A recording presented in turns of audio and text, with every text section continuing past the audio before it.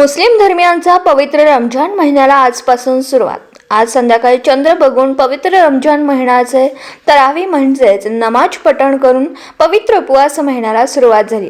या महिन्याला मुस्लिम धर्मामध्ये खूप पवित्र मानलं जात असून या पूर्ण महिन्याचा उपवास सर्व मुस्लिम बांधव भगिनी आणि लहान मुलं उपवास करत असतात। तसेच हे उपवास एकूण 14 तासाचा असतो आणि संपूर्ण महिनाभर हे रोजे केले जातात आणि अल्लाहची पूजा केली जाते।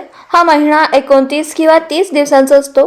रोजाची सुरुवात केल्यानंतर शव्वालच्या शेवटच्या तारखेला ईद उल फित्रचा सण साजरा केला जातो। इस्लामचा पवित्र महिना आजपासून सुरू झाला।